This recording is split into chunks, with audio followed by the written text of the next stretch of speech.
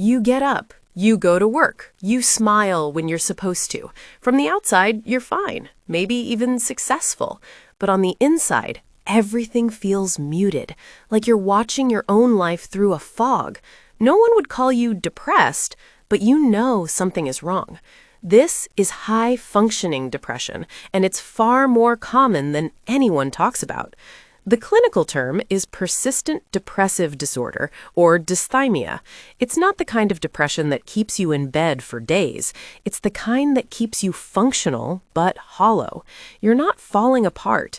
You're just not really here.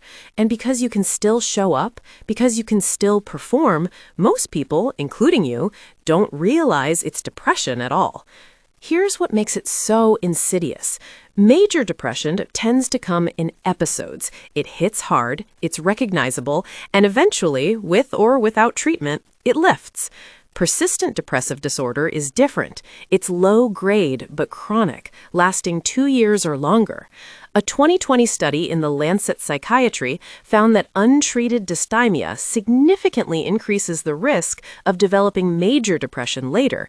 It's not harmless just because it's quiet. The symptoms are subtle, but persistent. Fatigue that no amount of sleep fixes. Difficulty making decisions, even small ones. A loss of interest in things that used to matter. Not full anhedonia, the inability to feel pleasure, but a muted version. You can still laugh, you can still have good moments, but they don't feel as vivid. It's like someone turned down the brightness on your emotions. Neurologically, what's happening is a dysregulation in your brain's reward circuitry. The ventral striatum and prefrontal cortex, the areas responsible for motivation and pleasure, show reduced activity in brain scans of people with dysthymia. Your brain is still working, it's just working at 70%. And because it's been that way for so long, 70% starts to feel normal. The most dangerous part of high-functioning depression is the mask. You've learned to perform, to smile when expected, to say, "I'm fine," when people ask. And over time, the mask becomes so convincing that even you start to believe it. You tell yourself, everyone feels this way, that it's just stress or age or life. But the research is clear. This isn't normal fatigue. It's a treatable condition that most people live with for years before they ever get help.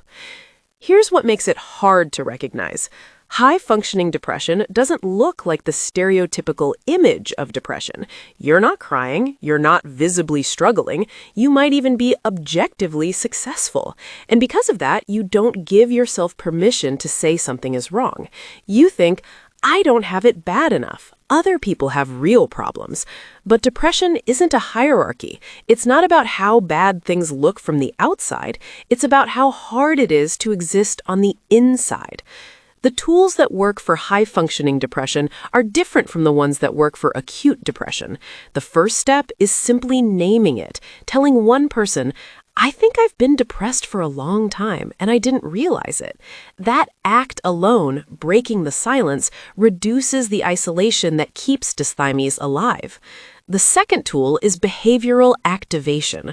When you're in persistent low mood, your brain tells you that you need to feel motivated before you act. But the research shows the opposite is true. Action comes first and motivation follows. You don't wait to feel like doing something, you do it, even mechanically, and the feeling starts to return. You're not fine, and that's okay. High-functioning depression is still depression, and recognizing it is the first step to getting out from under it. Subscribe to Quiet Wiring. Next time, we'll explore why you self-sabotage and what your brain is actually trying to protect you from.